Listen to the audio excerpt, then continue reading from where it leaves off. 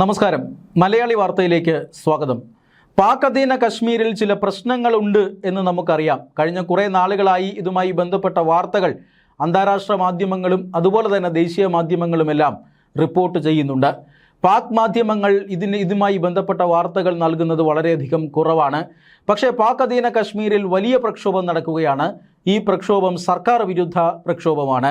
അവിടുത്തെ ജനങ്ങൾക്ക് ജീവിക്കാൻ ബുദ്ധിമുട്ടായ ഒരു സാഹചര്യം അവിടെ സൃഷ്ടിക്കപ്പെട്ടിരിക്കുന്നു. ഇത് കാരണമാണ് പാക് അധീന കശ്മീരിലെ ജനങ്ങൾ തെരുവിലേക്ക് ഇറങ്ങിയിരിക്കുന്നത്, സർക്കാർ വിരുദ്ധ പ്രക്ഷോഭം നയിക്കുന്നത്. ഇതിനു മുമ്പും പാക് അധീന കശ്മീരിൽ പ്രക്ഷോഭങ്ങൾ ഉണ്ടായിട്ടുണ്ട്. ഈ പ്രക്ഷോഭങ്ങളെയെല്ലാം പാകിസ്ഥാൻ ഭരണകൂടവും പാകിസ്ഥാൻ സൈന്യവുമെല്ലാം അതാത് കാലങ്ങളിൽ അടിച്ചമർത്തിയിട്ടുണ്ട്. എന്നാൽ ഈ പ്രക്ഷോഭം കൈവിട്ടു പോകുമോ എന്നൊരു ആശങ്ക പാക് സൈന്യത്തിനുണ്ട്. കാരണം പാക് സൈന്യമാണ് ഈ പാക് അധീന കശ്മീരിലെ ഉണ്ടാകുന്ന പ്രശ്നങ്ങൾക്ക് മറുപടി പറയേണ്ടത്. പാക് അധീന കശ്മീർ നമുക്കറിയാം, അത് ഇന്ത്യയുടെ അവിഭാജ്യ ഘടകമാണ്. നിയമവിരുദ്ധമായി അത്രയും പ്രദേശം പാകിസ്ഥാൻ കൈവശം വച്ചിരിക്കുന്നു. പാകിസ്ഥാൻ്റെ പ്രവശ്യകൾക്കൊപ്പം മറ്റൊരു തദ്ദേശീയമായ സർക്കാർ അവിടെ രൂപീകരിച്ചുകൊണ്ടാണ് ഈ പാക് അധീന കശ്മീരിനെ പാകിസ്ഥാൻ ഭരിക്കുന്നത്. പക്ഷേ പാക് അധീന കശ്മീരിലെ ജനങ്ങളെ രണ്ടാം തരം പൗരന്മാരായിട്ടാണ് പാകിസ്ഥാൻ കണ്ടുകൊണ്ടിരിക്കുന്നത്. അതുകൊണ്ട് തന്നെ അവർക്ക് രാഷ്ട്രീയ അധികാരങ്ങൾ കുറവാണ്. അവിടെ വലിയ രീതിയിലുള്ള വിലക്കയറ്റം ഇപ്പോഴുണ്ട്. അതായത് പാകിസ്ഥാൻ ഒരു വലിയ സാമ്പത്തിക പ്രതിസന്ധിയിലൊക്കെ ആയപ്പോൾ അതിൻ്റെ ആദ്യ ഇരയായി മാറിയത് പാകിസ്ഥാൻ ഒക്കുപ്പൈഡ് കശ്മീരിലെ ജനങ്ങളാണ്. മാത്രമല്ല പാക് അധീന കശ്മീരിലെ ജനങ്ങളിൽ വലിയ രീതിയിൽ സർക്കാർ വിരുദ്ധ വികാരം ഇപ്പോൾ നിറഞ്ഞിരിക്കുകയുമാണ്. അവർക്ക് ജീവിക്കാൻ കഴിയാത്ത സാഹചര്യമുണ്ട്. അത് വൻപിച്ച വിലക്കയറ്റമാണ്. തൊഴിലില്ലായ്മ രൂക്ഷമാണ്. അതോടൊപ്പം തന്നെ വൈദ്യുതിക്ക് അവർ വലിയ ചാർജ് നൽകേണ്ടി വരുന്നു. ഇതെല്ലാം പാക് അധീന കശ്മീരിലെ ജനങ്ങളെ വലിയ ബുദ്ധിമുട്ടിലാക്കുന്നുണ്ട്. കാരണം അവർ ഇപ്പോൾ പ്രക്ഷോഭ രംഗത്തേക്ക് ഇറങ്ങാനുള്ള മറ്റൊരു പ്രധാനപ്പെട്ട കാരണം ഇന്ത്യയാണ്. അത് മറ്റൊന്നുമല്ല, ഇന്ത്യയിലെ ഇപ്പോഴത്തെ കശ്മീരിൻ്റെ ഭാഗം, ആ ഭാഗത്ത് വലിയ രീതിയിലുള്ള മുന്നേറ്റമുണ്ടായിരിക്കുന്നു. അവിടെ ഇസ്ലാമിക ഭീകര സംഘടനകളെ കേന്ദ്ര സർക്കാർ ചവിട്ടി പുറത്താക്കിയിട്ട് വർഷങ്ങളായിരിക്കുന്നു. കശ്മീരിലെ ജനജീവിതം സാധാരണ നിലയിലേക്ക് പോയി. തീവ്രവാദി ആക്രമണങ്ങളും മറ്റും കുറഞ്ഞു. അവിടെ കശ്മീരി പണ്ഡിറ്റുകളടക്കം, പലായനം ചെയ്തു പോയ കശ്മീരി പണ്ഡിറ്റുകളടക്കം തിരിച്ചു വരുന്നു.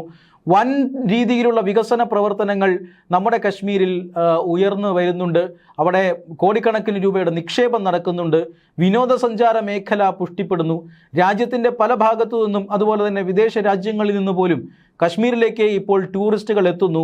അതുകൊണ്ട് തന്നെ അവിടുത്തെ ജനതയ്ക്ക് വലിയ ഒരു സഹായമായി ഈ ടൂറിസ്റ്റ് കേന്ദ്രങ്ങൾ മാറുകയാണ്. തൊഴിലില്ലായ്മ അശേഷമില്ല. എല്ലാവരും സന്തുഷ്ടരാണ്. വലിയ രീതിയിലുള്ള വിദ്യാഭ്യാസ വിപ്ലവം അവിടെ നടക്കുന്നു.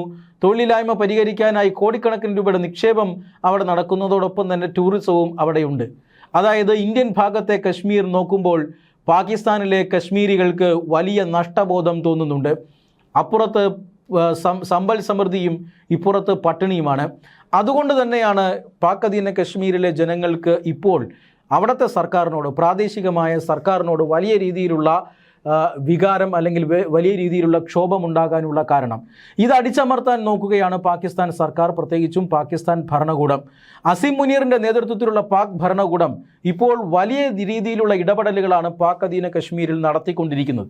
ഇസ്ലാമാബാദിൽ നിന്നുള്ള ഈ ഇടപെടലുകളെ ജനം ഒരു കാരണവശാലും അംഗീകരിക്കുന്നില്ല. അവർക്ക് പട്ടിണിയാണ്, അവർക്ക് ഭക്ഷണ സാധനങ്ങൾ വാങ്ങാൻ കഴിയുന്നില്ല. കാരണം അത്രമാത്രം വിലക്കയറ്റമുണ്ട്. വൈദ്യുതി അടക്കമുള്ള കാര്യങ്ങൾ കിട്ടാക്കനിയായി മാറിയിരിക്കുന്നു. അവർക്ക് മികച്ച വിദ്യാഭ്യാസം ലഭിക്കുന്നില്ല, തൊഴിലും ലഭിക്കുന്നില്ല. ഇങ്ങനെയുള്ള ഒരു ജനതയെ ഭരിക്കാനായി ഇസ്ലാമാബാദിൽ നിന്നും സൈന്യത്തിൻ്റെ ഇടപെടൽ ഉണ്ടാകുന്നു എന്ന് പറഞ്ഞാൽ അവരുടെ എല്ലാവിധ നിയന്ത്രണങ്ങളെയും ഇല്ലാതാക്കുന്ന ഒരു ഇടപെടലാണ്. ഈ ഇടപെടലുകൾക്കെതിരെയൊക്കെയാണ് ഇപ്പോൾ അവിടെ വലിയൊരു പ്രക്ഷോഭം ഉയർന്നിരിക്കുന്നത്. ഈ ഒരു പ്രക്ഷോഭ സന്ധിയിലും അവിടെ തെരഞ്ഞെടുപ്പ് നടത്താൻ തീരുമാനിച്ചിരിക്കുകയാണ് പാകിസ്ഥാൻ സർക്കാർ. അതായത് പാക് ഭരണകൂടത്തോട് യോജിക്കുന്ന, പാക് ഭരണകൂടത്തോട് ചേർന്ന് നിൽക്കുന്ന ചില സംഘടനകളും രാഷ്ട്രീയ പാർട്ടികളെയും പാക് അധീന കശ്മീരിൻ്റെ അധികാരത്തിലേക്ക് കൊണ്ടുവരാനുള്ള തെരഞ്ഞെടുപ്പാണത്. അത് ആ തെരഞ്ഞെടുപ്പൊന്നും അത്ര സുതാര്യമായി നടക്കുന്ന തെരഞ്ഞെടുപ്പൊന്നുമല്ല.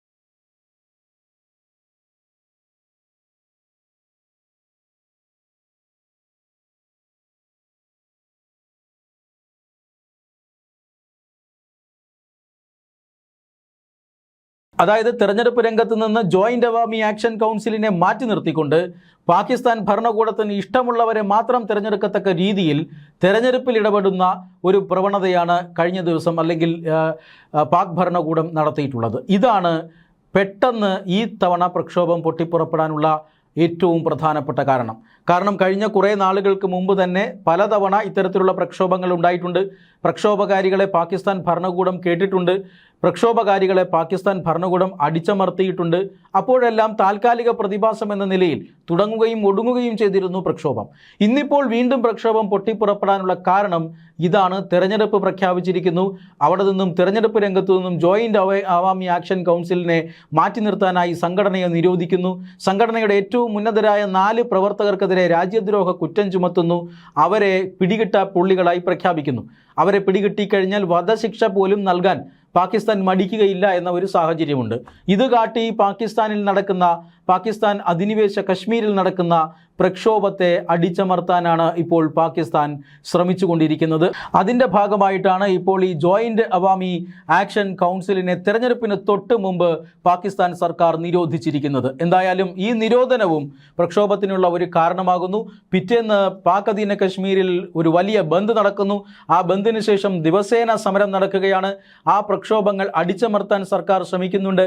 ഇതിനോടകം തന്നെ നിരവധി പേർ പ്രക്ഷോഭങ്ങളിൽ കൊല്ലപ്പെട്ടു എന്ന് മാത്രമല്ല, സർക്കാരിൻ്റെ ഭാഗത്തും വലിയ നാശനഷ്ടങ്ങൾ ഉണ്ടായിട്ടുണ്ട്.